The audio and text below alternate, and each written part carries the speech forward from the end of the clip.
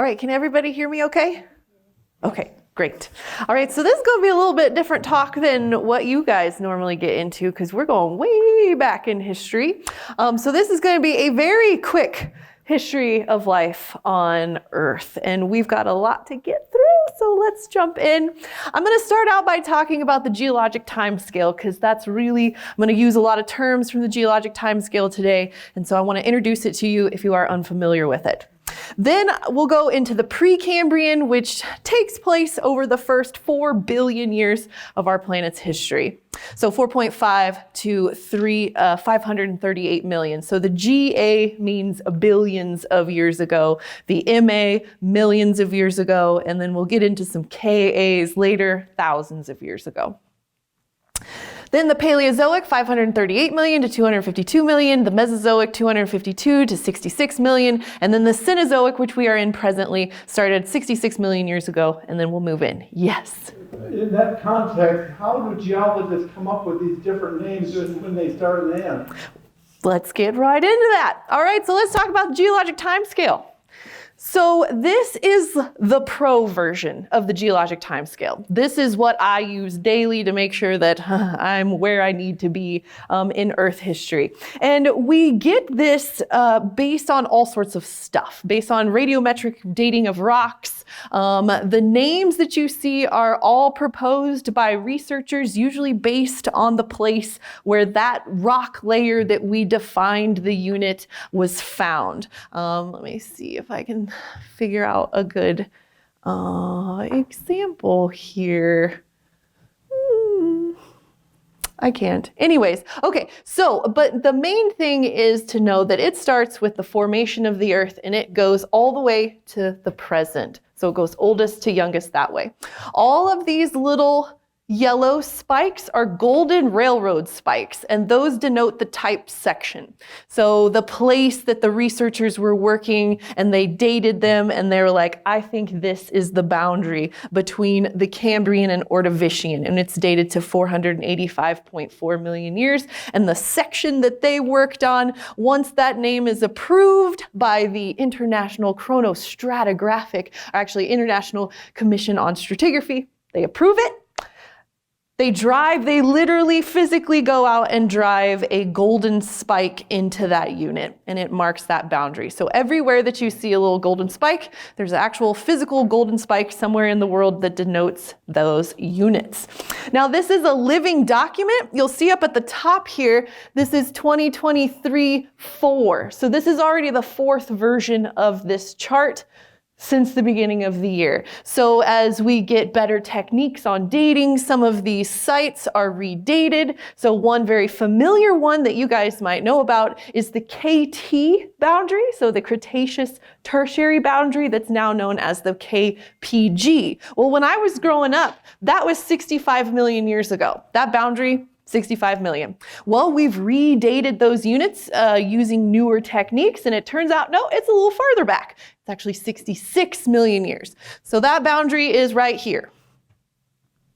And it's 66.0, right on the button.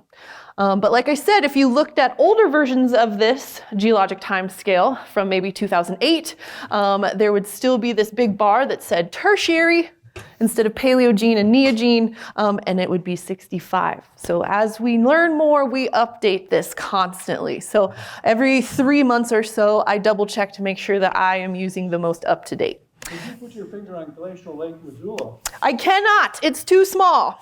So Glacial Lake Missoula would be right up here in the late. A recent event. What do you mean? A recent event, geologically. It is. In the Pleistocene. So that's why it's hard to put my finger on it because it's so recent. The brackets of time get so close together. So you can see this bracket right here, this is 12,000.9 and the next one is 11,000.7. But if we jump back here a little bit farther, this one goes from 5.567 billion to 2.5 billion in just this little jump here. So this is not scaled perfectly, but yes, the more recent stuff would be at the top. We are sitting on top, and I think this next image will help a little bit. So this is a more casual geologic timescale, and it's done by a really famous artist called Ray Troll. And so this is kind of looking at the west coast, if you will. And you can see here are our main breakdowns of the geologic timescale that I'm going to be using today. So we'll go through the Precambrian, Cambrian, Ordovician, Silurian, Devonian, Carboniferous, Permian, Triassic, Jurassic, Cretaceous, and then I'm going to bound everything by Paleogene, Neogene, and Quaternary for time. So you can see even how life has changed over this, but this is a little bit more simple, fun version of the one that I use every day. So let's get into the Precambrian. So we can't have life without Earth yet.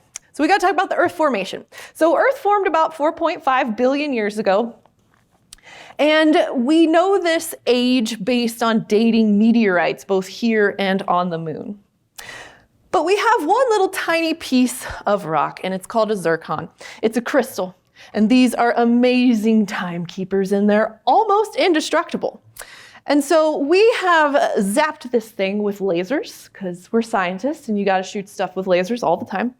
And when we do that, we get dates of about 4.4 billion. So what that means is this had to have crystallized from magma. This is a crystal of a mineral. And so it had to cool enough. The surface had to cool enough to form a crystal. So we think about 4 billion years, 100 million years after the Earth formed, we already had a solid lid. And the other cool thing about some of these zircons is that they show evidence of water already.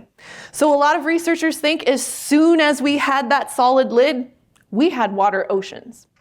But this is not like any ocean that we think about today. Earth was a weird place 4 billion years ago. So here's a little picture of what we think Earth might have looked like if we were hanging out in a spaceship outside of Earth about 3 billion years ago. That's probably what it looked like. And what you're seeing is these orange shapes. That would have been land masses. We're not 100% sure where they were situated, so this is all hypothetical. But we think that they would have looked orange. They would have reflected orange back due to all the magnesium-rich continental rock that you see there. But the oceans are green. They're not blue. And the reason why our oceans would be green is because there was a whole bunch of iron in our oceans. We have a ton of oxygen. We're breathing it right now. 21% is a lot of oxygen, actually. And it reacts with so much stuff. So at this time, we didn't have any atmospheric or oceanic oxygen. Nothing. We would not survive very long. The other thing, let's see, where's that note? I have a really fun note. Yes, here it is. Here it is. So as soon as we got this this water, right, it was superheated. So the atmospheric pressure on our planet was 215 times what it is now. That would be like the weight of all the world's oceans sitting on you at ground level. And because of that incredibly high pressure, even at surface temperatures of 450 degrees, water wouldn't boil. So this is superheated, high iron water in our oceans at this time. So a very, very strange place. It would have been an alien world to us now. Where are all these old rocks, though? So we do have rocks that date back to the very, very first hard rocks that formed from our molten planet. And you can see we got some old ones over here in the Jack Hills. That's where those little zircons are from. But there's one unit up here, the Acasta gneiss. It's about 4.3 billion years old, and it is the actual oldest, unquestioned, isotopically dated rock found so far. So what that means is that they actually took a rock and dated it versus finding a little zircon grain in another rock and dating the grain. So we actually dated the rock. So that rock in northwest Canada has been hanging out on our planet undisturbed, basically, for 4 billion years. But you can see there's a lot of rock on our planet that has actually hung out for over 4 billion years or around 4 billion years. And this is what it looks like. it's really pretty because it's a metamorphosed rock. So what that means is it has been heated up and it's been squished a little bit, but not totally melted. So think of like a taffy consistency versus like a syrup consistency. So you can see some of these big folds and loops as the rock was kind of squished under high temperatures and pressures. But that's what it looks like. Now we finally do get some life, and it happens actually really, really fast. So again, Earth did cool off fairly quickly, and because it cooled off, we could get some life. So around 4.5 billion years, the surface temperature was about 450 degrees Fahrenheit. By about 3 billion years ago, we were at about 167 degrees Fahrenheit, so that's still pretty hot. But by about 420 million years, which we'll get to eventually, we were down to about 95 degrees Fahrenheit. But now we're starting to get some evidence of life. And it always has surprised me how early we start to get evidence of life. Again, our planet formed 4.5 billion years ago. And then by 4.1 billion years ago, again, in one of those little zircon grains, we find evidence of biogenic carbon. Now, life uses a different isotope of carbon. And we can look at the ratios of those two. And if you got more biogenic carbon, if you have biogenic carbon at all, it has to be made by life. It was used by life. We have 1 grain. So a sample size of 1. So that's not the best for science, but it gives us something to work off of. It shows us what could be out there potentially, and we can look for it a little bit closer in more zircon grains. But again, biogenic carbon, there might have been something out there 4.1 billion years ago. Yeah? Is the biogenic carbon created by life? Mm-hmm. So it's the form of carbon. We use carbon 14 instead of 15. 14? Yeah, I think so. Anyways, it's the lighter version. So life likes to be efficient with its time and effort. And so there's less effort that needs to go into using a lighter isotope of carbon than the heavier one. And so when you get lots of spikes of biogenic carbon in your sample, that usually denotes that you've got some life going on. So, but again, that's a sample set of 1. So that's everybody takes that number with a grain of salt, and hopefully we can get some better evidence to either support or disprove the 4.1. Now, once we get to about 3.5, we see these weird little shapes. And there's 2 camps on these weird little shapes. Some people think that these are microfossils. This is something. This is life. And then there's other people that are like, no. That is not life. This is something that is made in the chert. This is something that happens naturally. It's not made by life. It's not life. So this is pretty controversial. There's a whole bunch of different ones, and there's a lot of papers out there that go back and forth and back and forth and back and forth, whether these actually represent fossils or not. But nobody argues the stromatolites at 3.4 billion. So by 3.4 billion, we definitely have life, and life has probably been around a lot longer than 3.4 because at the Straley Pool site in Australia, there are 6 different types of stromatolites already. So they've probably been around for a while. Now, stromatolites are really important to the history of life on Earth. Here's what they look like today. They're still around. So if you really want to talk about living fossils, this is it. This is about as old as you can get. It's still around today. They live in tidal zones. So as the tide comes up and out, some of them are exposed, some of them aren't. And they're cyanobacteria. They're a photosynthesizing microbial mat. So they build these little mats. And as the tide comes in and out, it brings sand grains. And they're sticky. They're gooey. The cyanobacteria is. And so little grains of sediment get stuck in them. But they're also photosynthesizers, so they need light. So as they're building up this little layer of sediment, they grow over the top of it. And they help produce and lithify the structure underneath them. So only the tiniest little rimmed surface of this rock, this pedestal, is actually alive. Everything under like the first maybe 2 millimeters or so is just all of these layers that microbial mat has built up over time. It's super slow, very, very, very, very slow. And today, they can only live in these really hypersaline environments because nothing else can live in them. These guys were mostly taken out by grazers later on, which we're going to get to. So, foreshadowing here. So they live in places where other things can't live, so other things can't eat them. Like snails, gastropods, love the microbial mats. Yeah. How does the word reproduction enter the scenery of this picture? Reproduction, we are asexual at this point. So we're asexual. Yep. I mean, Non-sexual. yeah. No, it's not sexual reproduction yet. So they, if a rock, if one of these things breaks off a piece, that becomes Yeah, it could become a new colony. offspring. Yep. So we have not made it to sexual reproduction, but we're going to hit that soon. So one thing that the stromatolites did, though, which is super important. So again, oldest stromatolites that we know of about 3.5, 3.4 billion years. By about 2.5 billion years ago, we get an event, and it's called the Great Oxygenation Event. And what happened was the photosynthesizing bacteria had an entire billion years of the planet to themselves. It was everybody loves everybody. There weren't predators, there weren't prey, there were microbial mats photosynthesizing. And they were pumping out oxygen to the tune of 1%.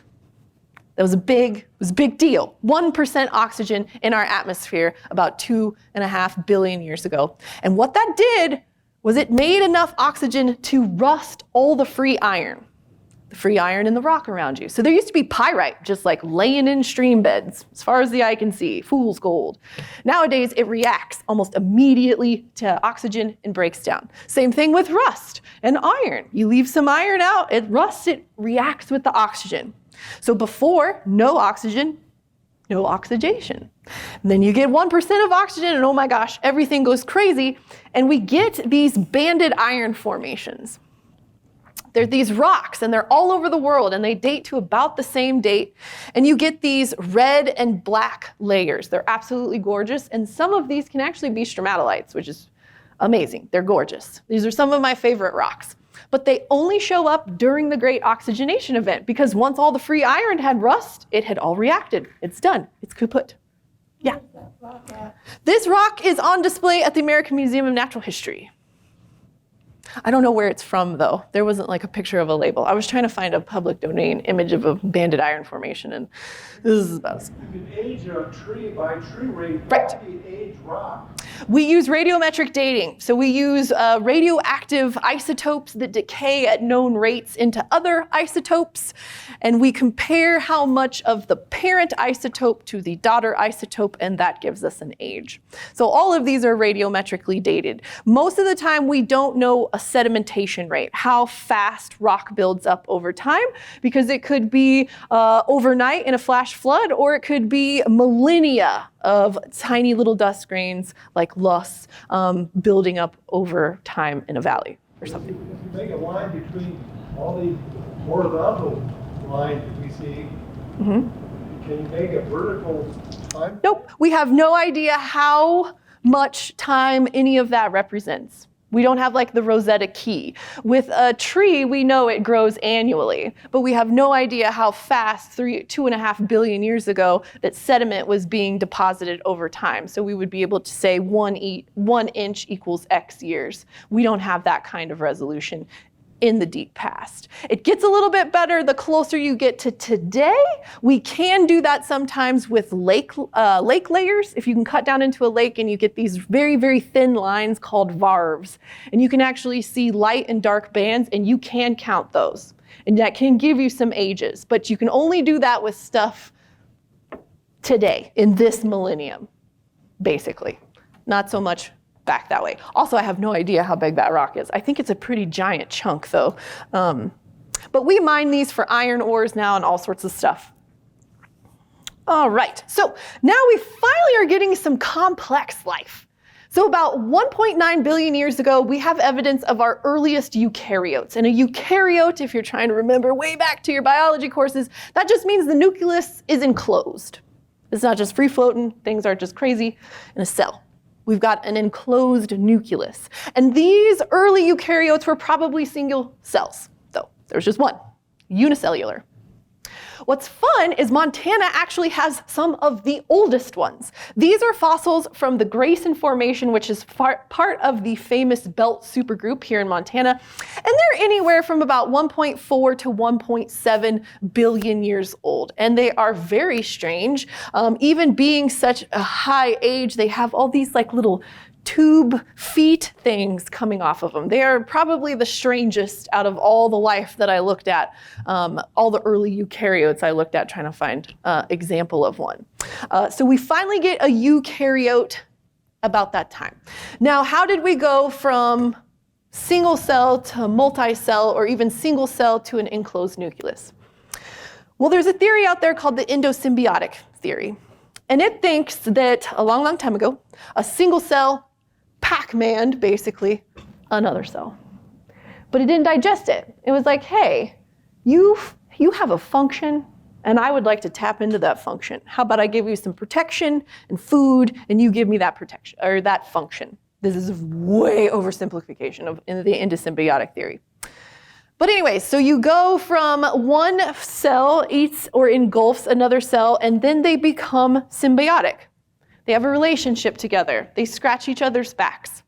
And that relationship develops over billions of years. So our mitochondria, the powerhouse of the cell, is somebody that we kidnapped about 2 billion years ago. It has completely different DNA than us. They are aliens in our own body that form huge functions, and we cannot live without them now. But they are a product of the endosymbiotic theory. So we get our earliest eukaryotes, and then somewhere around 1.6 we get multicellular life. We get more than one cell in the same thing. And this is a little picture. Who are you?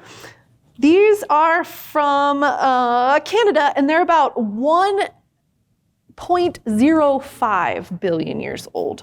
And we think they might be related to red algae. They're still kind of working on it. But somewhere between here, 1.6 billion, and here, 800 million, we get sexual reproduction. Somewhere in between these two is where we finally get sexual reproduction. And then by 800 million years ago, we get our first metazoans, our first animals. And they were sponge-like. It's this thing here.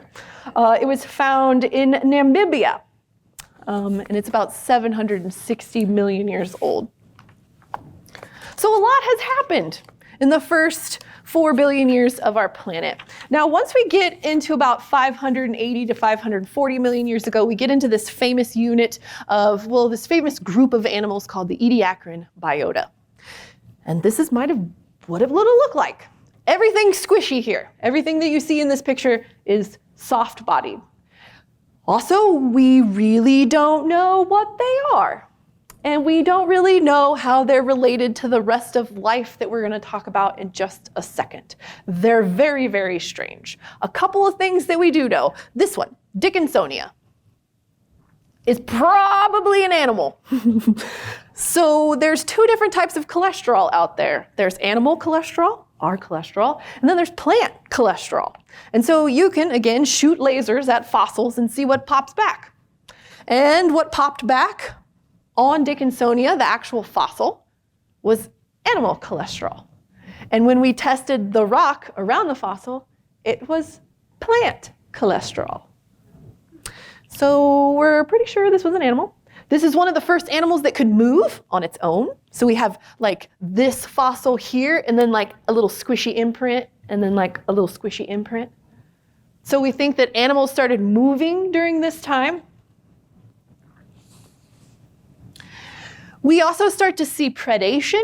Things start to eat other things for the first time in our Earth's history.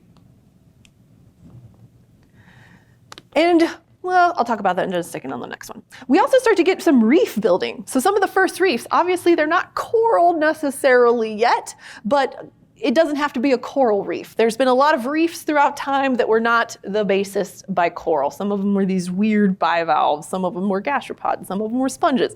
Some of them were all sorts of things. So coral reefs are actually a pretty novel idea that started about in the Triassic. But we still had the earliest kind of reefs showing up during this time. Also, during the Ediacaran, we get the first bioturbation and biomineralization. So what that means is we finally get stuff digging into the sediment. So again, before this, things weren't digging in the mud. There wasn't anything doing that. This is Trechnictis, and it's probably one of the earlier burrow fossils that we have. And we think it's this little worm that kind of had a proboscis, and it would shoot it out, check the surface, bring it back in, scoot over, and do it again. And this is the pattern that you're seeing from this little worm here. But again, this is the first time in our Earth's history that things are burrowing into the mud. The other thing that we get are hard parts. So the first hard parts, we call them the small shelly fossils. There's a whole bunch of weird ones, but most of them look pretty tube-shaped or like cup in cup, or maybe funnel in funnel. That's what most of them look like. But we're getting hard parts. Again, this is 550 million years ago, 500 million years ago. We're getting diggers and stuff with hard parts. All right, so we're going to jump into the Paleozoic. We're leaving the Precambrian behind. We're coming into the Paleozoic. So we'll be talking about 538 to 252 million years ago, and we'll start with the Cambrian. So at the beginning of the Cambrian, we actually do see a small extinction of a lot of that Ediacaran squishy stuff, mainly because they lived during a everybody loves everybody period of time, and then everybody didn't love everybody, and everybody started eating everybody, and they had no defenses. Like, most of them were immobile. They didn't move. They were sitting ducks, if you will. And so we get all this stuff that comes out of the beginning of the Cambrian, and it eats it all. So we lose it pretty quickly into the beginning of the Cambrian. Now, this complexity of life that we see, because this does look like a big jump from the Ediacaran, even from that small shelly fossils, this is a big jump. And we think that there was this really complex interplay between small environmental changes that triggered major evolutionary developments, mainly the continuingly rising oxygen. The more oxygen that's available in your environment, the more energy you have at your disposal.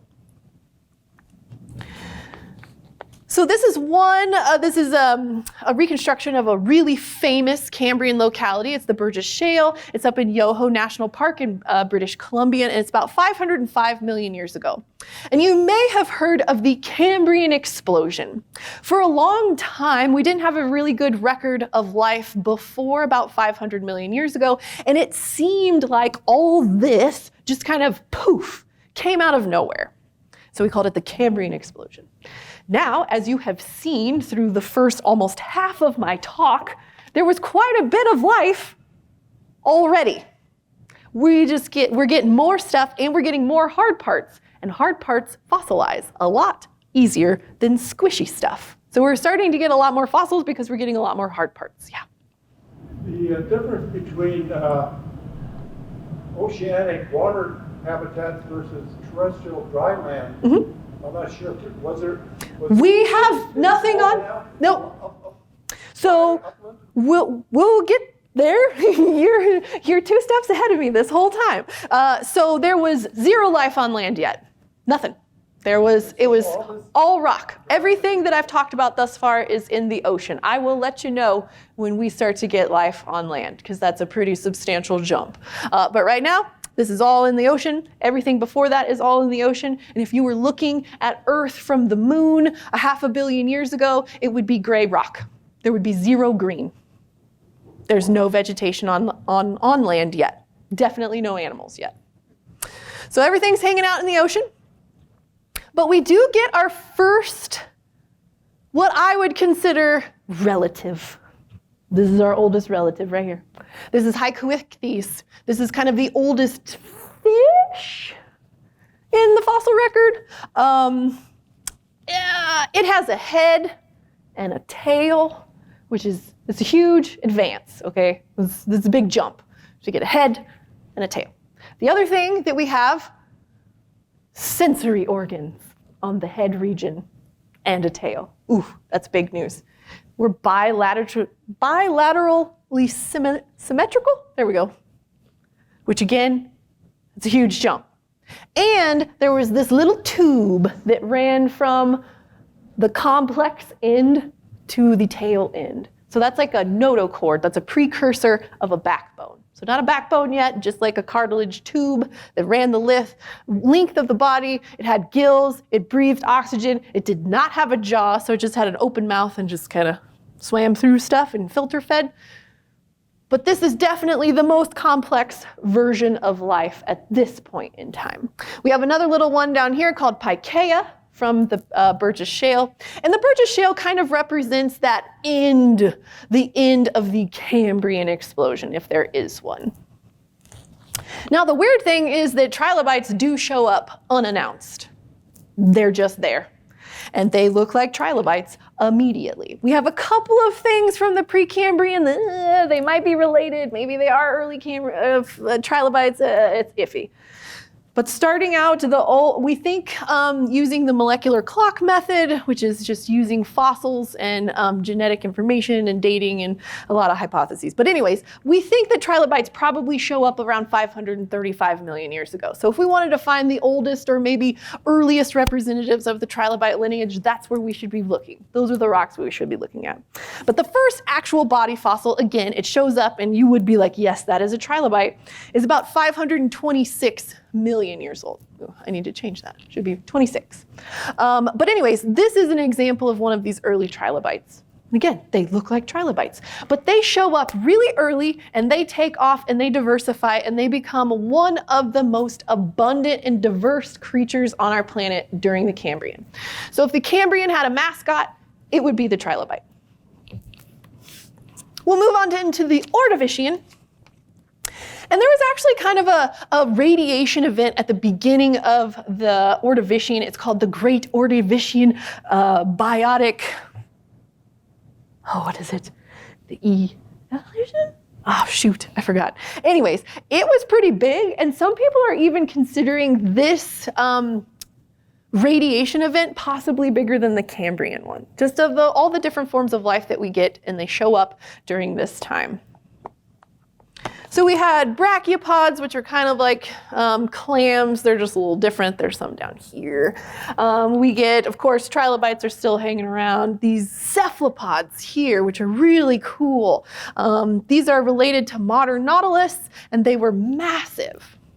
These were the biggest things alive on our planet during the Ordovician. So Chimeroceras grew up to about, 20 feet. 20-foot long shell on this.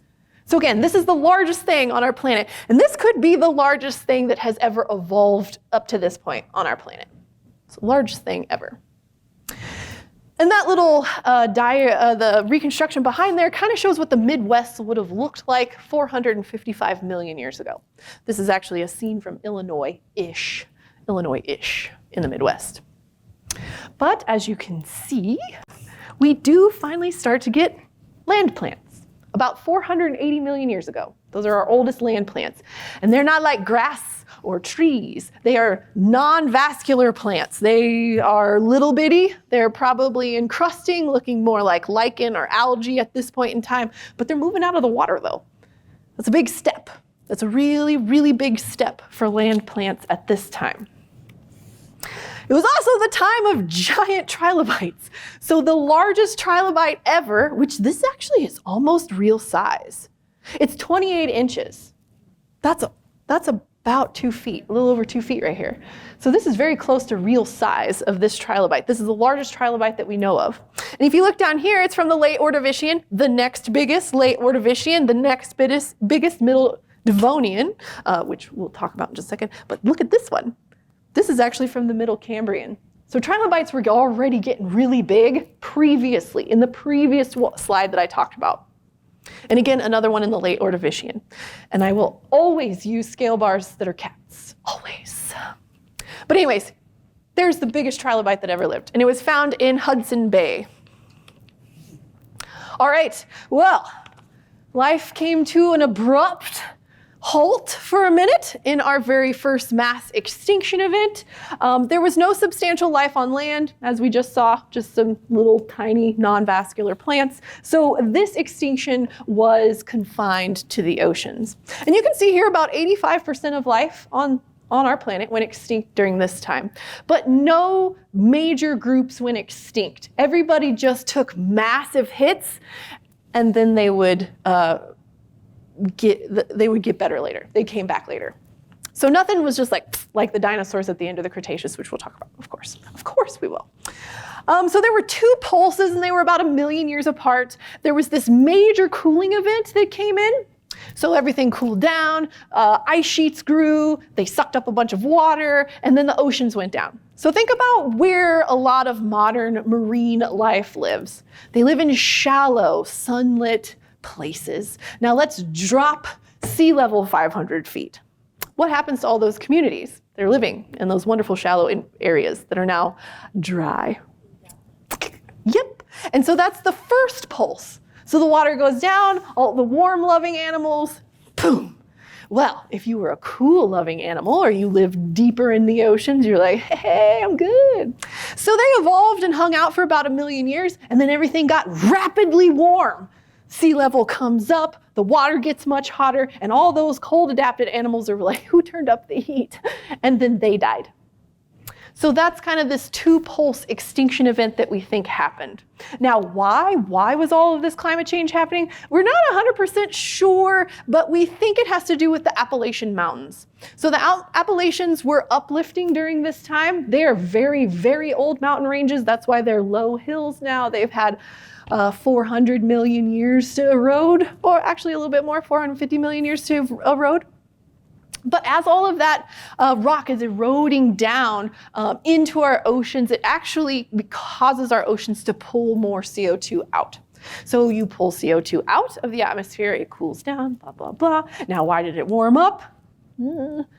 Maybe volcanic eruptions? We're not 100%. We can see the data. We can see the change in the isotopes. That it got cold and then it got hot again, but there's not a really great smoking gun for actually a lot of these mass extinctions events. We know they happened and we have ideas about why they did, but we're still missing kind of that key. So after that big mass extinction event, we move into the Silurian and we get our first animals on land. Hooray! The first land animals happen. This is Paroscorpio. It is the oldest scorpion known. The first group of arthropods that go out on land are the scorpions and the millipedes. So we have all of our success to give to them. Let's see, Paroscorpio is 437 million years old. We also get our first vascular plants. So these little guys. This is called Coccinea, and it's from about 425 million years old, and it actually got about knee high. So that's pretty good. That's the tallest thing on land, except for this weird stuff called Protactites. Protactites shows up about the same time as Coccinea, actually, a little later, I think a little later. We think it's fungus. We think it's fungus. We don't know. It is very weird and very huge. So we think that it had a 3-foot diameter and could grow up to 26 feet tall. It was absolutely bizarre, and nobody still really knows what it is. Most people just kind of throw it in the junk drawer of fungus. Sure, that's what it is. But that's Protactites. So technically, Protactites is the largest thing on land, living on land, by about 430 million years, let's say. In the oceans, though, life was flourishing in the oceans during the Silurian. We get these big things called Eurypterids, and this is probably Eucalyptus. Eucalyptus. And it was the largest Eurypterid known. It was argued to be the largest arthropod that ever lived at about 8.5 feet long. We have now found a giant millipede that is approaching that size too, so now it is one of the largest arthropods. This is a different type of Eurypterid, and here's another one. We have these little spiny sharks. We have jawless fish, so a lot like Hycoichthyes, only way more advanced. Some of them had like armored plating around. But we're still getting there.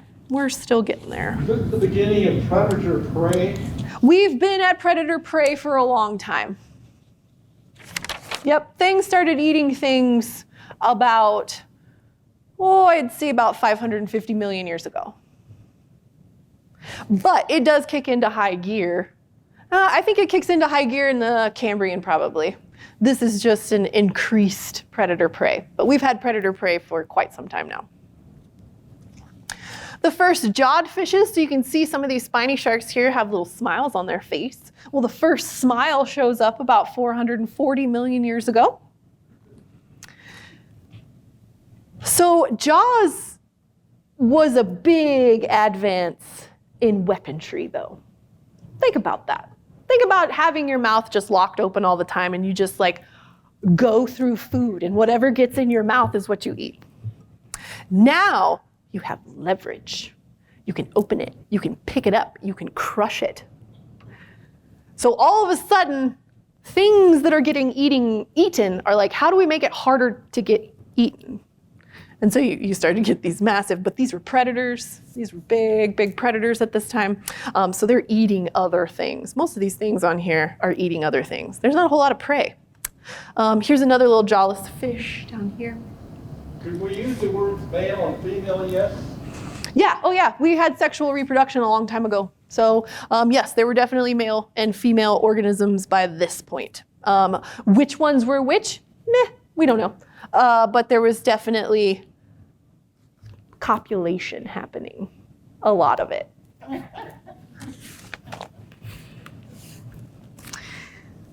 All right, so That's where genetics comes in. well, genetics comes in at the very beginning with our sexual reproduction that happened in between 1 billion and 800 million years ago. Yep.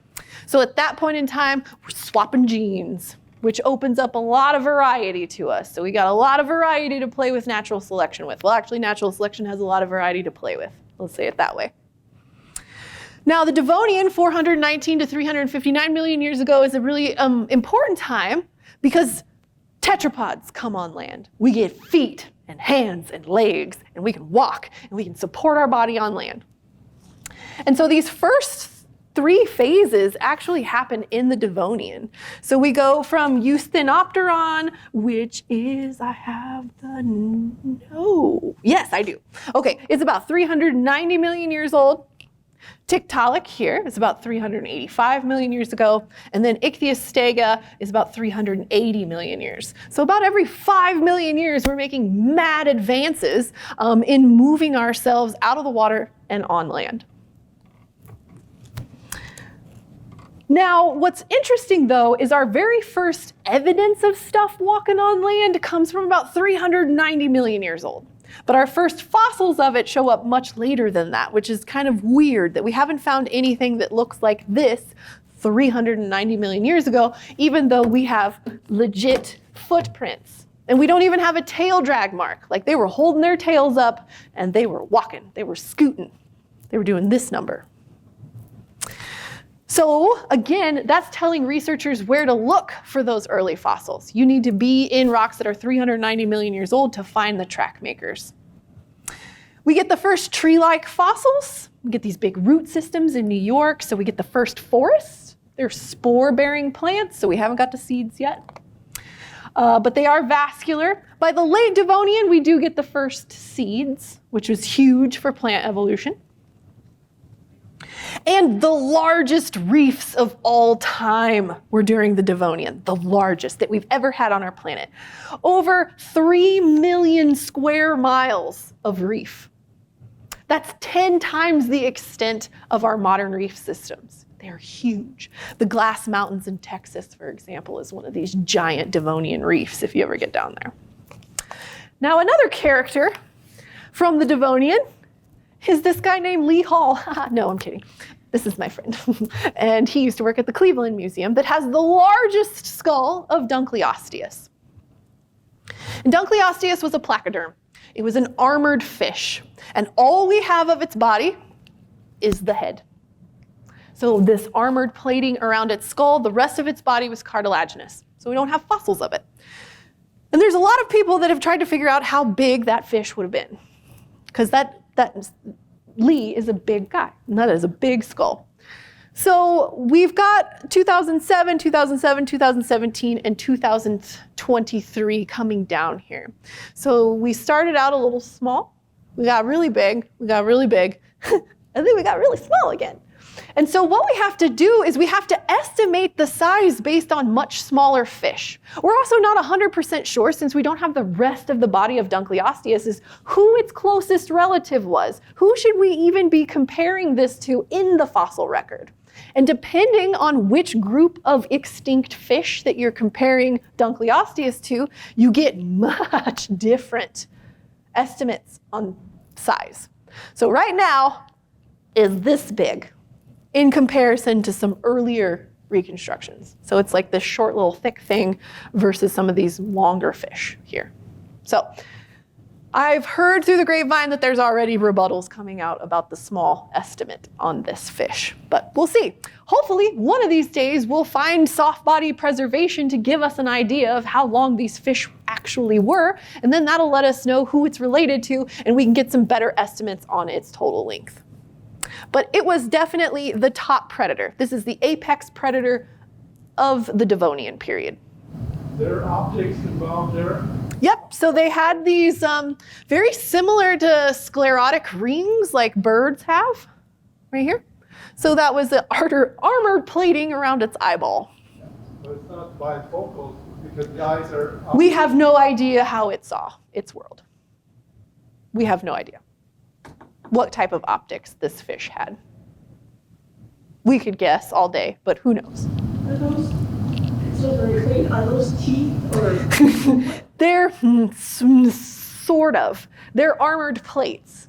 So this right here is actually the lower jaw, and it is like sharpened, but it's self-sharpened by the upper armored plating. That's a jaw, but it's very strange. Yes, the teeth aren't actually teeth. They're not enamel and dentine. They're made out of these weird bony plates. The other really cool thing about Dunkleosteus is it has, we think, the fastest mouth opening in the West. It could open its mouth so fast that it created suction. So all it had to do was get close to you and then open its mouth rapidly, and it would just pull you in, like create a vacuum by how fast it opened and closed its mouth, which is absolutely great. I don't know how they figured that out, some type of biomechanics, but it's fun. So then again, life hits the second mass extinction event at the end of the Devonian. And this is a series of extinctions we see over a period of about 25 million years. And there were about 10 different episodes of extinction that were greater than the natural background extinction rate that we would expect for life. Life naturally dies out. It doesn't stay around forever. And the main cause, we know the main cause was low oxygen in our oceans. Our oceans had super low oxygen, but why is still a big debate. This is probably one of the most unknown extinction events, other than we know that there's huge anoxic layers in our oceans from this time period. So we know there was no oxygen, but why there was no oxygen is still a big question. And there's been a lot of potential causes. So let me just go over this list for you. Large volcano. Sure, why not? Asteroid impact. Okay, yeah. Where's the crater? Let's see. A hole in the ozone layer that increased ultraviolet radiation and screwed up everybody's genetics. Sure, why not? These newly formed forests. This is actually the one on the top of the list of what we think is going on. So the Devonian had the world's first forests. And what do forests do? They pull CO2 out of the atmosphere. And so we think that possibly this whole mass extinction event could have been driven just by the evolution of forests and the massive increase of plants over time. And then also even a supernova has been proposed as why all this life went extinct at the end. But it really only affected marine life. Again, we've got some arthropods on land, not a whole lot going on. We do have big forests and stuff, and we're starting to get some tetrapods, but it's still pretty low stakes on land. So most of this 75% is still in the oceans. And placoderms were one of the groups that they were wiped out completely. So Dunkleosteus and all of its kin, poof, gone at the end of the Devonian. So now we'll get into the Carboniferous. This was one of my personal favorites. And I have a couple videos here. So this is a video. Father, what? Yep, okay. This is an exhibit, and everything, of course, is in vertical format nowadays for social media. But this is a museum exhibit at the Burpee Museum in Rockford, Illinois. And this is home of the famous Maison Creek, but this is their big middle exhibit. It goes 2-story high. It's absolutely wonderful. But here is Aerops, this early Temnospondyle, these weird amphibians looking up into these big scale trees. So the trees that you're seeing today are not the trees that we have today. They're not angiosperms, they're not flowering plants. I don't even think only a few handful of them can actually be considered gymnosperms. This big giant thing right here is a giant horsetail. And then we got a big griffin fly, the big dragonfly sitting on a scale tree. And of course, the big millipede that we'll talk about in just a second. So that is land during the Carboniferous. We have these lush forests. We have these giant arthropods roaming around. We've got a diversity of tetrapods at this point in time. But in the oceans, things were also pretty great. This will be, eventually, some of you may recognize this. This is the Bear Gulch diorama at the Museum of the Rockies. And it's one of the best Bear Gulch dioramas that I've ever seen. I've only actually seen 2, and this one is the superior one.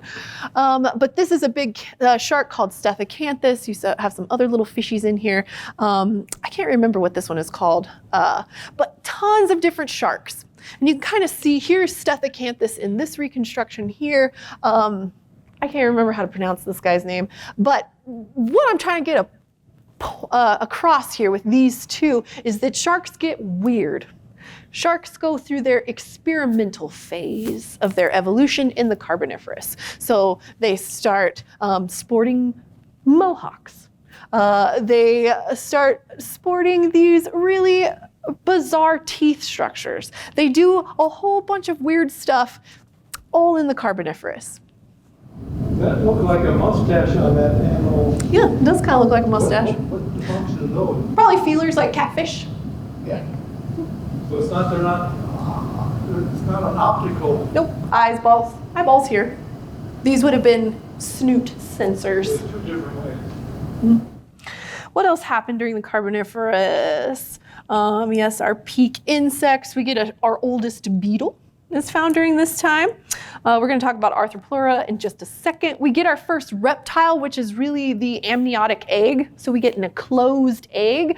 Animals now that had moved on land were all amphibians. So they had to reproduce in water still. They did not have a hard-shelled egg or a soft-shell egg that they could lay somewhere else and then go off and do their thing.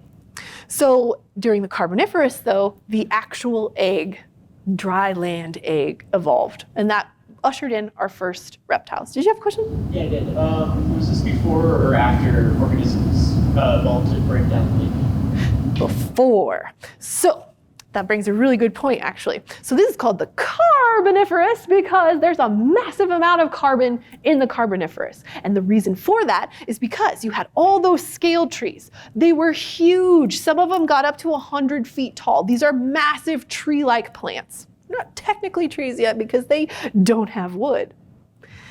They're falling over like crazy. Everything's just, as you can kind of see in that video, there's just limbs hanging everywhere, trunks hanging everywhere. Things are falling down constantly.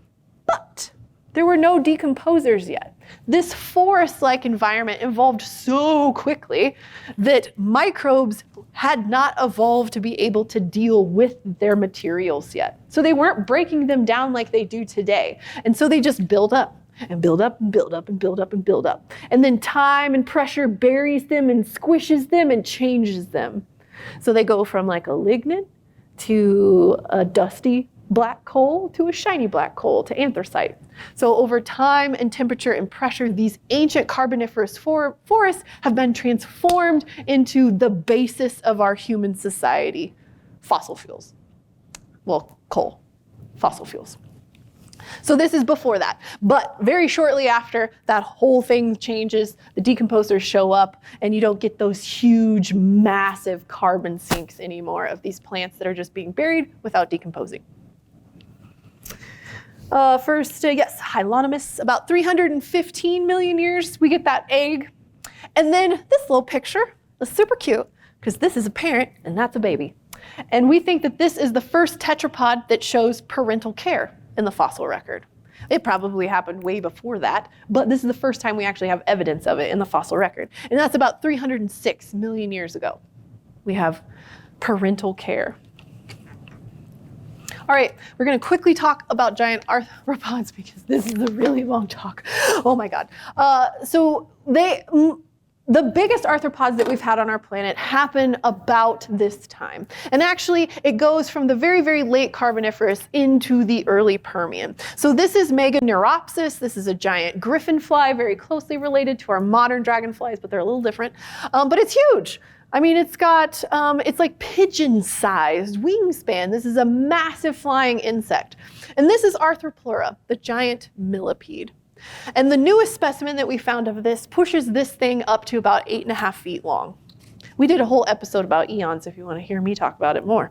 Now, why? Why do we have this abundance of giant arthropods? We still have big arthropods today, but none of them get this big. So what's happening? So one thing that people talk about a lot is oxygen. So oxygen peaks at this time. We are now at like 21%. Oxygen gets up to like 32% during the late Carboniferous and into the early Permian. This guy lived in the early Permian. And so the way insects breathe is much different than us. They don't have a diaphragm and lungs. They have all these tiny little tubes that go along their body. Yep, sphericals, exactly right. And oxygen passively diffuses into the body and is dispersed throughout the muscle tissues. And so if you have a whole bunch more oxygen, you can actually get a much bigger insect because it can take on more oxygen to support such a big body. Now that might be true for the flying insects, the griffin flies, because we do see the biggest ones show up in the early Permian. But Arthropleura here tripped us up quite a bit, because what we see is a little different in its evolution. The oldest specimen of Arthropleura that is from the late Carboniferous, and it's actually lived before that big oxygen spike, is the biggest known specimen. And they get smaller as we get closer to the Permian boundary. So what's going on there? Well, we actually think that Arthropleura got big because it could, just because it could. Think about it. There were hardly any large predators on land at this point in time. We have our first reptiles, and I'm not talking about alligators. I'm talking about lizards that are about this big. That is not a predator. Maybe if you were a tiny little insect, but if you're 8.5 feet long, you're going to eat that lizard. So some of the bigger tetrapods might have been able to do something with a small one like this, but really they were kind of unchecked. There was also, we think, if they ate the same things as modern millipedes do, the world was their oyster. Remember, the Carboniferous was full of all of that not decomposing plant material. So if they ate plant material, there was an abundance of it. We also seem to only find it kind of in the equatorial zones. So maybe the forests were just at the right place at just the right time with just the right circumstances to allow such a large arthropod. Because later in the Permian, oxygen does go down. We do lose our big griffin flies, but we don't lose our Arthropleura until it dries out. So it likes these wet, humid forests. And when they disappeared, so did Arthropleura. But we think, at least in Arthropleura's case, it was just at the right place at the right time to get that insanely huge from an arthropod. Griffin flies and some of the other bigger flying insects, because this isn't the only one, probably had a lot to do with the oxygen. but at least not for Arthropleura. It broke the rules, kind of like that Goldilocks zone. There's a couple of other ideas that have to do with predator-prey relationships, that there was no predators. There definitely was no aerial predators at this time. These are the first things that flew on our planet. So the first time anything got off the ground was these griffin flies in the late Carboniferous, early Permian. So that was a whole niche that nobody had exploited yet. So for griffin flies, heck yeah, woo, take off. The other thing is those really, really high oxygen levels are actually poisonous. They're toxic to larval insects. So baby insects cannot control how much oxygen they're getting, and too much of a good thing is bad. And so if you happen to lay bigger ones, just throw with the dice genetically, your larvae are a little bit bigger than your neighbors. They are better able to deal with those higher oxygen rates. But then they also grow to be bigger individuals that also have bigger eggs, that also grow into bigger individuals. And you have natural selection selecting for larger larvae that can handle that high oxygen level. So that's another kind of idea about why arthropods got so big during this time. But I think it probably has to do with all of the ideas. It was kind of the Goldilocks zone. Mm-hmm. I wonder about several earlier ones, but these Latin names that have been assigned to these, apparently if you know Latin, you can actually read information from them. Yep.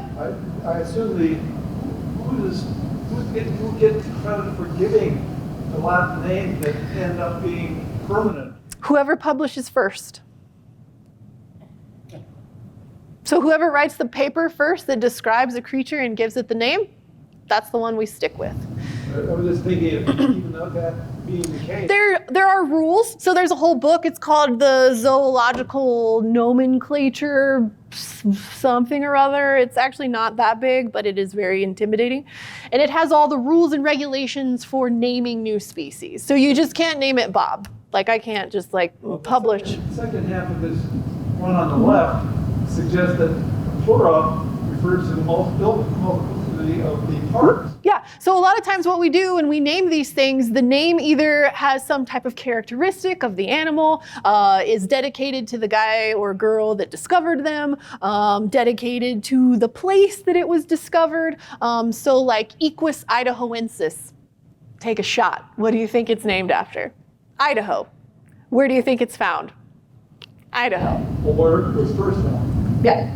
So it's usually based on person, place, or thing. Your nouns, basically, is what we use to name stuff. And like I said, there's a whole giant rule book and people will call you out.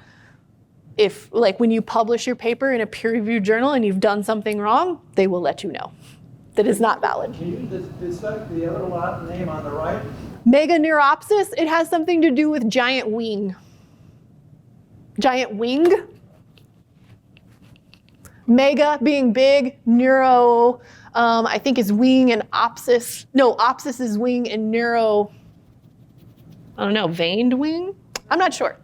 I did not break the breakdowns for all these names, so I don't know them for any of them, just for future reference. Well, I'm almost 18. Right.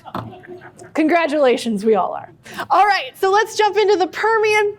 This is my favorite creature of the Permian. It's also found pretty close to us. It's found in Idaho. I don't know why we haven't found any in Montana yet. We have the same formation that it's found in Montana, but we haven't found any here, so heads up, be looking for these. This is called Helicoprion. It's a very weird shark, and it has this tooth whorl. And this is actually what we found first, and this is all we found, and it confused people for a very long time. I believe the first one was found in Russia in the 1800s, and we were very confused. We tried to put that structure all over the body, on the nose, on the fins, on the tail, in the mouth, but in weird ways. And then we found a specimen that had a little tiny bit of the cartilage of the jaw joint preserved around the tooth whorl. And we're like, oh my God, it sets in the jaw vertically like a saw blade, and it doesn't have any teeth on top. This is where the new tooth forms, but instead of just like spitting them out like normal sharks, they roll them up. So these are old teeth. These are new teeth. New to old. Very strange. It didn't last long. We find these basically in the late Permian to early Triassic, and then, so whatever they were doing wasn't very efficient, unfortunately, because they look bizarre. But what we think they were doing is eating cephalopods. So this is the shell, this is the meaty goodness down here. So what these fish would do is suck in a cephalopod, meaty end first probably, and shuck it out of the shell. And all these teeth are facing backwards, so all that meaty goodness gets caught in it, and then probably using the upper no tooth zone as your suction, and just pull it right out of the shell. Did that creature masticate? We don't know. This is as far as we've got. That jaw piece was found more recently. I want to say in like 2017-ish, maybe, is when we figured out that it's, a lot of people were thinking it went there, but we didn't have any evidence of it yet. And so that evidence is pretty new. But that's the going hypothesis at the moment, is that it's shucking the soft parts out of shells. What was their size? They were pretty big. Did I write that down? Of course not. I think some of them got over 10 feet long. They could be relatively big. The whorls themselves are about this big in diameter across, yeah.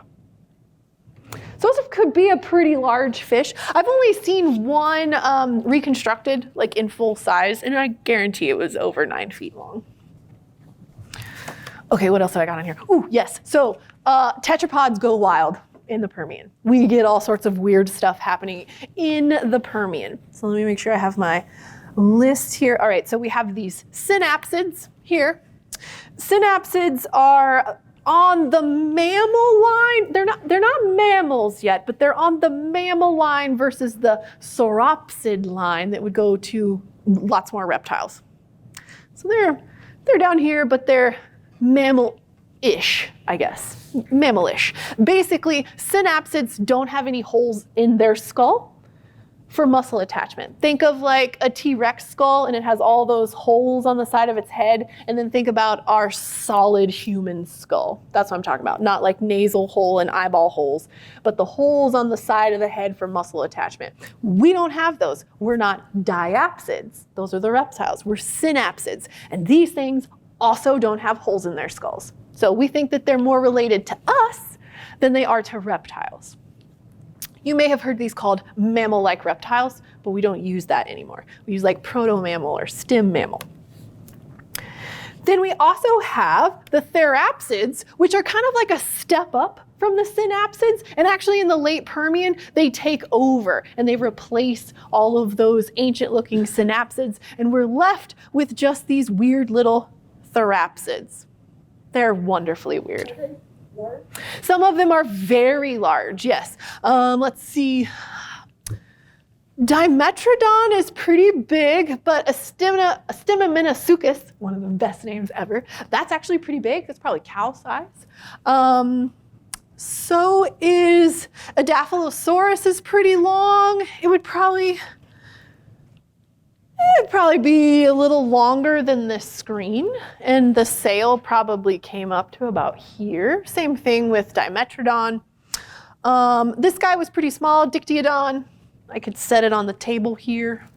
But some of them are pretty large, and some of them are a little smaller. Some of the features look like they may be part of the breeding thing too, like this fan-shaped thing. We have no idea what the sails are for. A lot of people have been like, oh, it's temperature regulation, it's for sexual selection, it's for interspecies identification. It has been talked about a lot, and we still really have no idea what the purpose. Male and female versions of these. As far as we know, all of their skeletons look the same. The same? Yeah. So for a big, huge portion of the history on life on our planet, there's no real skeletal differences between male and female. Like for dinosaurs, we have no idea. No idea. The Tyrannosaurus Rex Sue at the Field Museum, it's called Sue because Sue found it, not because it's a girl. It goes by they, them pronouns. Like for real, legitimately. They have a plaque about it and everything. So it's letting people know that Sue is just the discoverer of it. It's not has anything to do with the sex. But breeding procedures do have something to do with genetics. Right, obviously they're doing it. They're making babies. But we don't know which ones were male and which ones were female. Undoubtedly, the differences between male and female were all external. Coloration, probably. And so they could see the differences in color, but color doesn't survive the fossilization record. So for example, let's take a red bird, a cardinal. We're gonna take a male and a female red bird. We're gonna take all the feathers off, take all the meat off, and we're gonna fossilize it. Is there any way you're gonna tell the difference between that male and female bird without having the feathers? No. They're exactly the same on the inside. It's the outside that makes the male and female different. Without like literally the parts being preserved in soft tissue, and all of these probably had internal parts that came out to do the deed and then went back in like a snake. I'm being as PG as possible, people. Well, that's true for Homo sapiens. I don't know what homos you've been rolling around with, but most of ours are external. But anyways, yeah, so that's a really tough question. Okay, I didn't lose any of them. I'm double mic'd here. But yeah, that's a huge question. And we debate that going all the way up. I'm not sure when we officially get something that we're like, oh yeah, that's a male and that's a female, and we know it because the skeleton is different and we can see it. But even then, we have to guess. Not every single representative of male and female is one way or the other. For example, males being bigger than the females. Most sharks, females are way bigger than the males. Great white sharks, the biggest ones are always female. So how do you know if you're looking at a big one and a little one, whether one's a male or one's a female, if you don't really know which one is the bigger one? So we can say there's probably sexual dimorphism, and we assume one is the male and one is the female. And here are all the reasons why. But again, unless we get soft tissue preservation that actually has the parts, it's pretty hard to tell. Even if we had color preserved, we assume males are flashier, but that's definitely not the case across all of the animal kingdom. So it'd be really hard to figure these out. The most important of these group of animals, though, to us, is this cynodont up here. Now, cynodonts show up about 260 million years ago. They diversify, and they give rise to mammals. So on this slide, this is our oldest relative on this slide, is that little guy up there. All right, where are we at? Oh my God, oh my God, oh my God. I made this way too long, by the way. We also have the third mass extinction event, and this is the big one, guys. This is the closest that life has ever been completely wiped off our planet. So 95% of life kaput, and a whole bunch of groups finito. So trilobites, for example. Trilobites have made it through every single extinction event up to this point. They're wiped out by it. So no more of those guys. A whole bunch of those land animals that I just showed you go extinct. Luckily, cynodonts hold on because they give rise to mammals later. Now, this extinction event is probably due to some massive volcanic eruptions, but not like boom volcanic eruptions, seep volcanic eruptions. So just like this lava, just like over tens of thousands of square miles. It created lava flows multiple kilometers thick. It pumped out an extreme amount of CO2 into the atmosphere. Sound familiar? And so we got this massive warming and desertification, huge wildfires that wiped out forests, that toxified the waters. This is fresh water, and we're getting these toxic algal blooms because of all the runoff coming from land. So after stuff burns, it's full of nutrients. And so it was like algae fertilizer. And as algae grows and dies, it sucks out all the oxygen from the water, and so you get big fish kills like this. Or like what's happening on our Gulf Coast right now. All the nasty red tides. This is basically what's happening here. So it was a really bad day, really bad time, really. Just some millions of years was real awful on the planet Earth. Land temperatures got up to 140 degrees Fahrenheit. That was hot. We had these toxic gases that were spewing out that destroyed the ozone layer. So high UV radiation, that's no good. We got acid rain that killed the forests, and the blooms of algae that killed all the stuff in the water and choked the rivers and the lakes. The oceans got as hot as a hot tub, 104 degrees Fahrenheit. That's tough. And so all of that hotness and all of that increased CO2 was also reacting with the seawater, so it was making it more acidic. All of this should sound very familiar to you because it's happening real time today. And we're really scared because out of all of the extinction events that I'm going to talk about today, this one is the closest to our current predicament, and this one is the closest that life has ever been exterminated on our planet. Ugh. Sorry, there's really no silver lining to this talk, at least when it comes to extinction events and our current predicament. So all of this happened in about 120,000 years. That's really fast. But the scary thing, again, is when we look at the speed of change in the Permian, it looks like a kiddie roller coaster compared to the psycho roller coaster that we're on right now. So we're changing the atmosphere faster than it did during the worst extinction event on the planet. So it's not that climate has changed over time. Climate has always changed over time. It's the rate of change. And we're changing really, really, really, really fast. Faster than we have at any point in the history of our planet is right now. So let's move on to the Mesozoic and talk about dinosaurs. All right, so I just want to introduce Pangaea because I think it's really important to know that arc plates have moved around throughout this entire talk. And at this point, we've come to a supercontinent called Pangaea. It's kind of a big C shape. And we have this global ocean called the Panthalassic.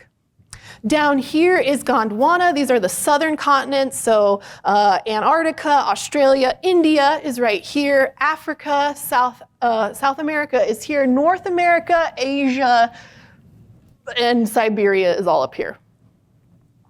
So this is where dinosaurs would eventually evolve. Now, Pangaea officially closed and came together in the early Triassic, and then it would actually start to break up throughout the entire Mesozoic. But this is where we start. Boom, boom, boom, boom. Pangaea, yes. All right, so the Triassic.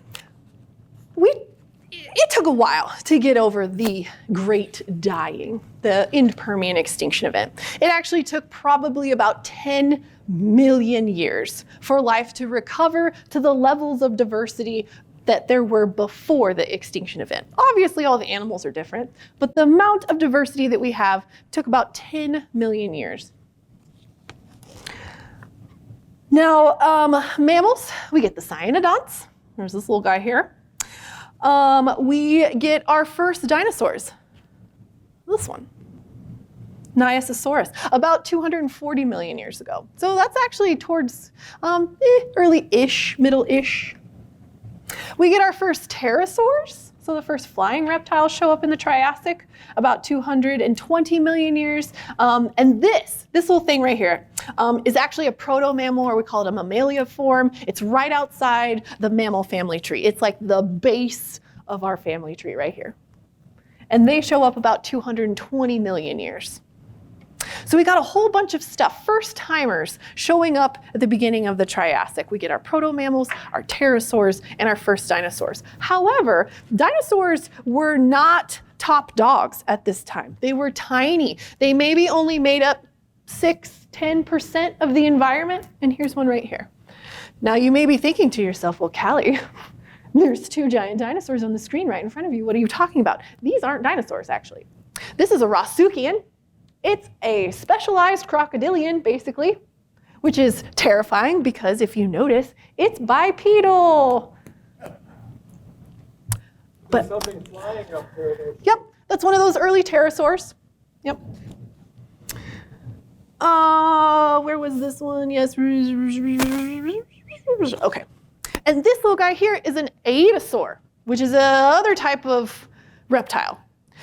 But it was really interesting that the non-dinosaur reptile line was kind of experimenting with what we mostly consider to be dinosaur traits at this time.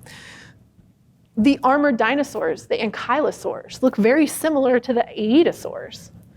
Dinosaurs proper, the theropods, are looking a lot. They look a lot like Rossuchians. But luckily for the dinosaurs, we get an extinction event. But before I talk about that, let's check out the oceans because there's still life in the oceans.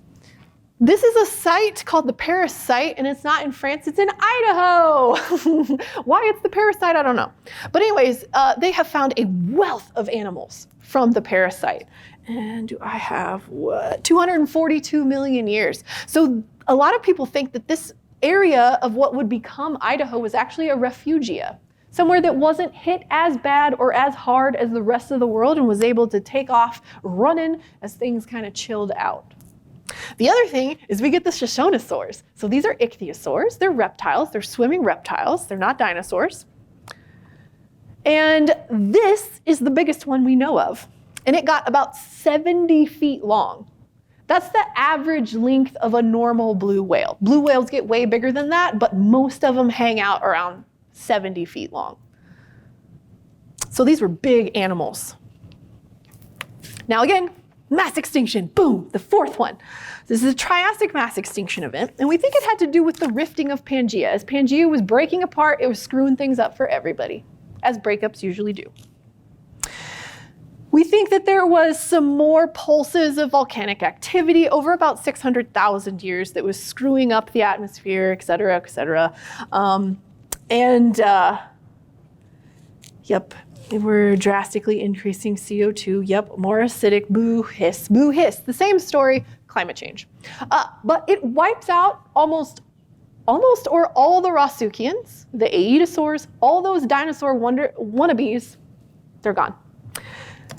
So by the time we get to the Jurassic, other things take over, including birds. This is Anchiornis. This is the oldest bird avalon group.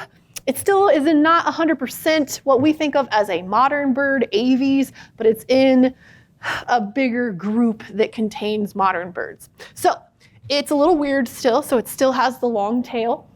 It still has claws on the wings, and it still has teeth in the mouth or the beak.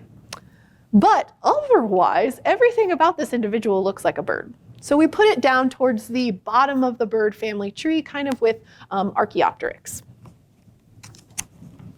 So we get the flying dinosaurs. For the first time, we get flying dinosaurs. Pterosaurs are flying reptiles. They are not related to dinosaurs. Now, these little guys probably evolved from very, very small theropod dinosaurs like Troodon, the famous Troodon from the Museum of the Rockies, Egg Mountain. And they show up about 160 million years ago. We get the first placental mammal at this point. This is Jeremiah, and it's about 160 million years old too. So that's really exciting for us placentals. That's where we show up. So again, on this page, this is our oldest relative. Leedsichthys is the largest bony fish that has ever lived. It was about the size of a whale shark. And it was a bony fish, not cartilaginous, bony fish, like a trout or a salmon. It got really, really big. But probably the most important thing that comes out of the Jurassic is the Morrison Formation. So we went from 6 to 10% of life being dinosaurs at the early Triassic to dinosaurs being the ultimate land livers at this time. They take over every large niche. We get sauropods, the biggest thing that have ever walked on land. We get a ton of different types of dinosaurs. The Morrison Formation is probably, arguably, one of the most important and famous Jurassic Age localities in the world. It outcrops over a large portion of the US. It's kind of hard to see, but there is a red dot. And most of the western states have a little bit of Jurassic Morrison Formation. Like we have a tiny little bit down in south central, I think, Montana. There's a niche picture. Yeah, there is for scale. One that's very tiny. Because they were really big. This is a 6-foot tall human right here. So that animal is about, 80 to 90 feet long at least, and probably weighs upwards to 50 to 70 tons. Yeah. Is that the one that's discovered in Argentina? No, these are all from the Morrison, all from Western US. There are some wonderful sites down in South America with all of the much bigger sauropods. So they got way bigger than this. And the largest is Patagotitan that lived, well, what we think of as the biggest. That's actually a really hard question to answer. Do you mean tallest, longest, heaviest, biggest? But anyways, what we think of as the biggest sauropod, Patagotitan, lived in South America. But this is the Morrison Formation. And what's really amazing, though, is that these are incredibly large animals, and all of them are found in the same formation. These animals would have been eating, 500, 1,500 pounds of vegetation a day? They were like locusts. They would have gone through, ate everything, and moved on. But what's cool is they had very specific food ranges. So, like, these guys only ate the tops of the trees. These guys only ate the mid-levels. These guys only ate the low levels. These guys ate the ground level. So they all had their own niche within the environment that allowed all of these sauropods to live in the same place at the same time, which is absolutely They were all herbivores. right. Yep, they were all eating plants, and these guys were eating them. Only they didn't eat them as adults, they ate them as babies. So just like today, baby animals are on the menu for everybody else, and that's the exact same way it would have been back in the Jurassic. We'll move on to the Cretaceous now. 145 to 66 million years ago, we get the largest flying animal ever. So Quetzalcoatlus and its relatives are the biggest thing that have ever flew. This is the size of a giraffe. The wingspan is about the size of a Cessna airplane. It was absolutely massive. Their bones are found in Texas. And what's really fun is it's eating a baby sauropod, which I think is hilarious. We also get our first true modern birds, like actual 100%, all the characteristics of a bird at the very late Cretaceous. So we have a short tail. The wings come back. You can't even see the tail because it's short. We have scaly legs, no claws on the wings anymore, and a true beak without any teeth. So we get our very, very first true birds during this time. It's called the Wonder Chicken. I think that's pretty cute. And it shows up at the very, very end, like 66.7 million years ago. This is when we get Wonder Chicken. We get the earliest grass about 100 million years ago. So before that, there was like no grass. So ground covering would have been a little different. We get the first flowers about 140 million years ago. And we get the oldest ants and termites about 100 million years ago. Now, during the Cretaceous, we get the Western Interior Seaway. And so this is a seaway that connected the Arctic Ocean with the Gulf of Mexico. Here's Montana, it's right here. So you can kind of see, this is kind of the maximum Western Interior Seaway right here. These pictures show you the evolution, the opening and closing of the seaway. So it goes oldest, 130, 115, then we go down, 105, 92, 85, 75, 72, 65. So you can see by the time the dinosaurs all died out, there was just kind of a little puddle left of it. 85 million years ago is probably around the peak. It was at its widest and its deepest. Now, the reason why this seaway formed is because of plate tectonics. So you had the oceanic Juan de Fuca plate subducting underneath the western margin of the North American plate. Normally, they dive down at a pretty steep angle, and they just go straight down. For whatever reason, the Juan de Fuca plate was like, no, I'm gonna stay up top. And it just kind of bounced against the North American plate and was attached to it, but still kind of diving down. So it starts to pull the plate down with it because they're stuck together. Now, once it starts to empty out, that Juan de Fuca plate detaches and officially starts its deep dive, and the continental plate rebounds back up and the water drains out. So that's how the Western Interior Seaway formed. Now, there's all sorts of wonderful life in the Western Interior Seaway. So I'm from Kansas originally, and these are the types of fossils that I think about when I think about Cretaceous. I'm not thinking about T-Rex or Triceratops because you don't find them in Kansas because we were underwater like the whole time T-Rex and Triceratops was alive. But we have the largest mosasaur that's ever been found. Tylosaurus is right here. We had giant ammonites that were about the size of me. That's how tall they were. We had Protostega, a giant sea turtle. Not the biggest of all time, but right next to the biggest of all time. You also had this little fish back here. It's actually not a little fish, it's about 14 feet long. It's called Xiphactinus. We call it the bulldog fish because its face is kind of smashed up. But it also was a really poor eater. Like, it didn't know its limits, basically, because a lot of the articulated skeletons that we find, so when we find the whole fish laid out dead on the rock, there is another fish about half of its size inside of it. And it hasn't been digested yet. So they died at the same time. So these fish ate things that were too big for them. The too big thing that it tried to eat was like, I don't want to be eaten today. Freaks out, and everybody gets punctured and everybody dies together. So there's a really famous fossil at the Sternberg Museum in Hays, Kansas, Fort Hays, Kansas, that's called the fish within a fish. And it's a 14-foot long fish with a 7-foot long fish on the inside. And they're both perfectly preserved. Didn't some of those have to go up to get oxygen? Nope, these are all fish. This mosasaur would have had to. This is an air breather, yeah, a swimming reptile. This is Hesperornis, a diving bird. It actually still had teeth. It was very strange. It was like 6 foot tall. I didn't realize it was so big. I just learned recently more about it. And this up here is a plesiosaur, might be Elasmosaurus, I'm not sure. But this one, and this one, this one, and this one all breathed air. So they would have had to come up eventually. But mosasauruses were fully aquatic. They still breathed air, but they gave birth to live young in the water like whales do. So they weren't going out and laying their eggs there. Protostega, we think, acted just like a modern sea turtle. So it's probably going up on land, burying its eggs, and peacing out. Now what's fun is we do find dinosaur remains in marine sediments that are from the Western Interior Seaway.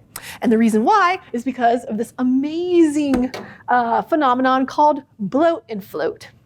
So let's take this hadrosaur here. It died on the coastline of the Western Interior Seaway. And as you decompose, you bloat. And let's say the tide came in right as you were bloating, and you bloated and you floated out to sea, where you then disarticulate and fall down. There was a lot of predators. These are 2 different species of shark, and they would have scavenged for sure. So all of this dinosaur material usually has shark bites all over it, which is kind of fun.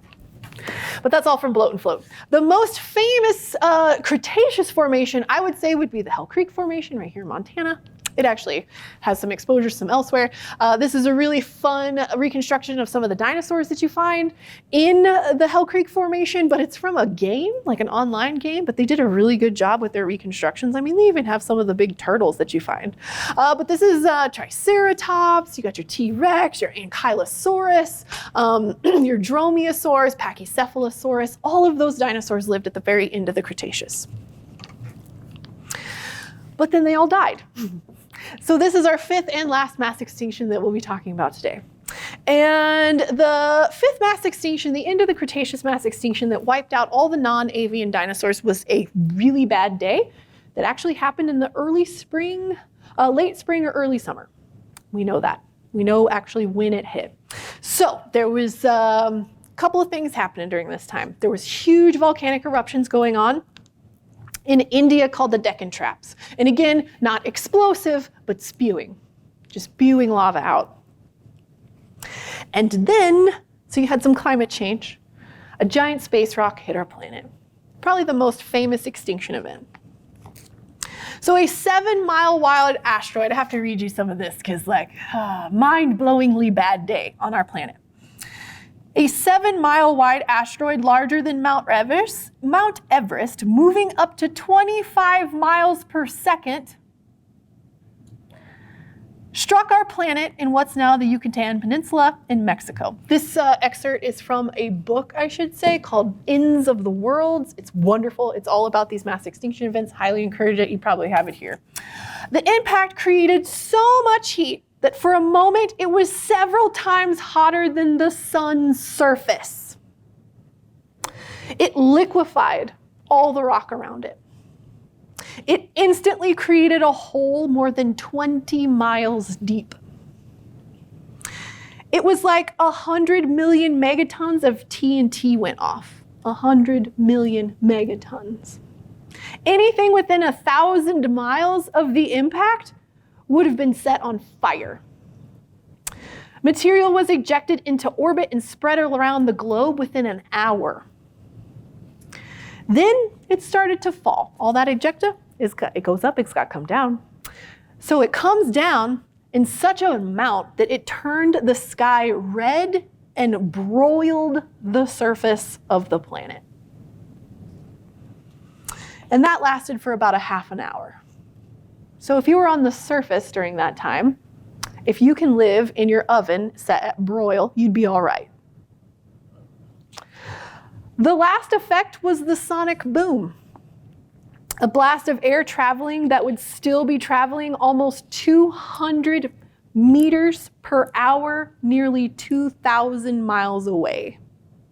So like hurricane force F5 tornado wind, still 2,000 miles away from the impact.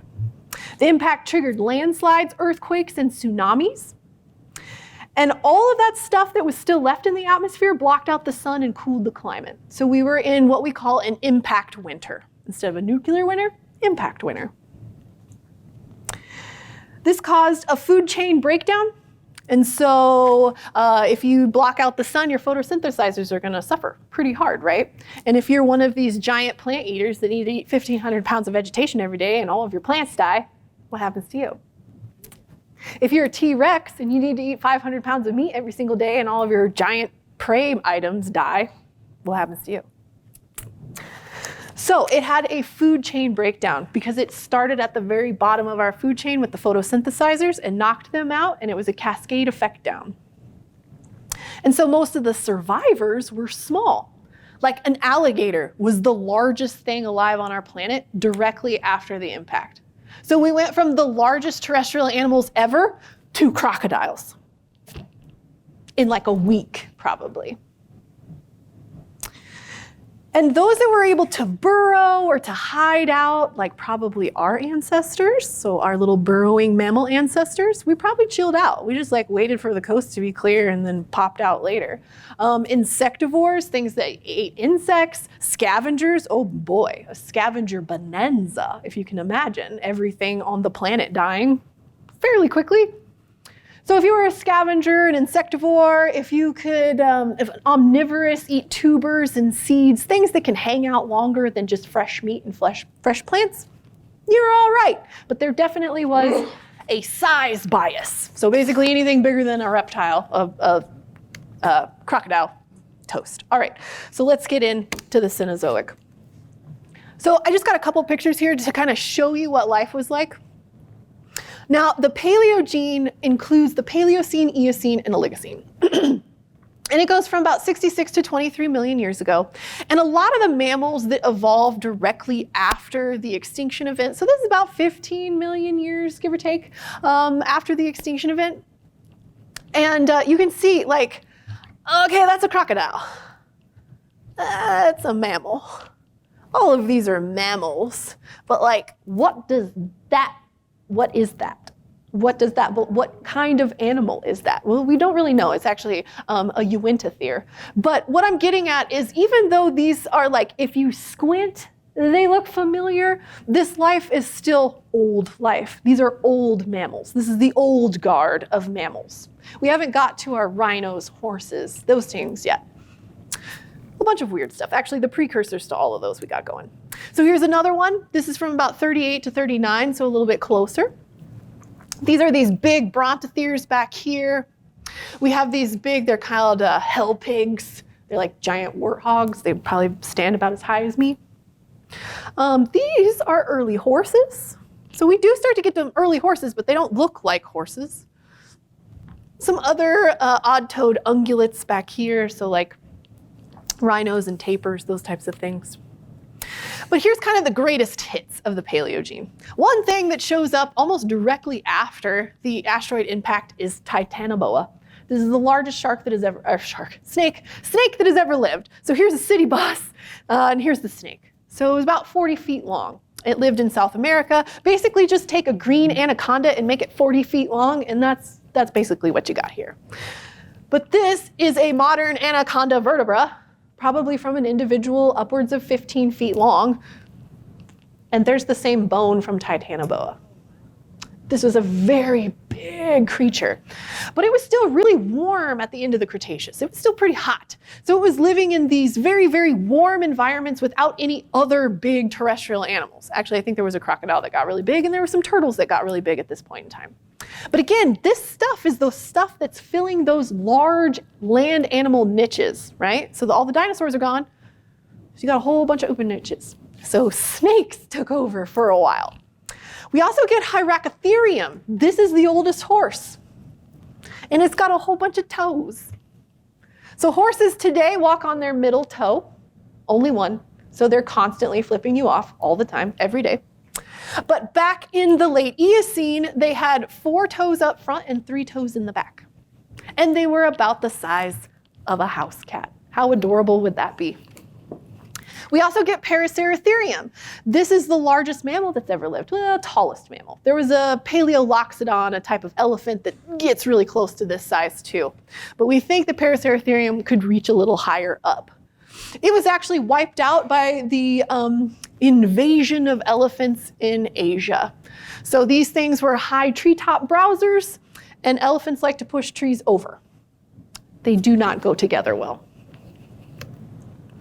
We also get the entire evolution of whales that happens in the Paleogene. So they go from these little terrestrial Indohyus-like creatures to these kind of transition aquatic, semi-aquatic creatures, all the way down to fully aquatic and into our modern whales. But you can see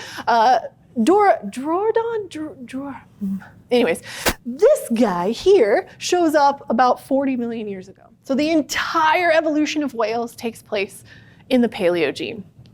We also get Purgatorius, this cutie right here. We think that this is a stem mammal, a Plesiodaptiform, that's what we call him. And so this guy is like a little closer to the base of the mammal family tree. So very close to our primate lineage. So this is the base of the primate family tree here, so excuse me. And we find their fossils in Montana. So Montana used to have early primates.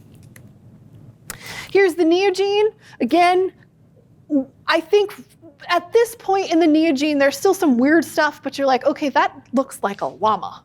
Right, it is. It's an early camel. This is a type of rhino. This is the first rhino that had horns, actually. This is another one of those big kind of hell pig things, and there's some cats, dog-looking stuff over here. So we're starting to get a little bit more familiar. In the later Miocene, Pliocene time, we start to get real camels. We start to get real horses. We get these weird things called ambelodons that had 4 tusks. So they had 2 of the normal tusk and then 2 lower tusk. This is Teleoceras. This is a big fat rhino. It had a like big, I call it a pot-bellied rhino. Some people call it a short-legged rhino, but I think pot-belly is cuter. But literally, it had short legs and a big round pot belly. This is actually Idaho 3.5 million years ago. So here is Hagerman's horse. Here's a little ground sloth that works its way up from South America. We got some peccaries. saber-toothed cat. Nope, I don't see any grizzly bears. Nope. There were bears. No grizzlies yet at 3.5 million, but there were bears. Nope, they have not evolved yet. They're not here yet. They're not here yet. What was their ancestor? Bear-like creatures, but I don't remember where and when they show up. But 3.5 million, there's not a true like grizzly bear yet. We have the bear family is well and alive at this point in time, but not a true grizzly bear yet. Grizzly bears are actually very, very recent evolution. So in the Neogene, here's two of the greatest hits of the Neogene. Megalodon. So a lot of people think that the largest shark ever probably ate dinosaurs and lived in the Mesozoic. It did not. It lived about 23 to about 3 million years ago, and it ate pygmy whales, small whales. That's what it was eating. And again, with Megalodon, it's a cartilaginous fish. We don't have the whole body. We only have the teeth and the mouth, basically. So we have to extrapolate how big we think these individuals would have been. So each one of these is a different type of estimate based on the same data, basically. So they go from scarily large to absolutely terrifyingly huge. Here is a human for scale. Here's our largest great whites. So this is the largest female, and here's just a normal size, regular large female. And then here's some whale sharks down here. So the largest estimate of a megalodon gets up to the largest size of a whale shark today. That would be a very large fish. Very large shark. The other thing that happens towards the end of the Neogene, about 3 million years ago, is North and South America came together. This whole time I've been talking, North and South America did not touch. South America was totally an island continent. And then about 3 million years ago, uplift, volcanic uplift, lifted up Central America, the Yucatan Peninsula, and then all of a sudden, for the first time ever, animals were able to freely cross into each continent. So our camels went south, and they actually go extinct in North America, but they're still down with like llamas and guanacos and things like that in South America. Our dogs, the canid family, goes south and goes crazy. In 3 million years, South America became the most diverse canid place in the world. There's more canid species in South America than anywhere else in the world. And they came there 3 million years ago from North America. Horses went south, died out here in North America. They actually go east also into Asia. Our bear family, the pig family, all those go down. But we get anteaters. We get porcupines, we get possums, we get these great things called glyptodonts. They don't go very far up north, but they get there. And we also get the sloth family.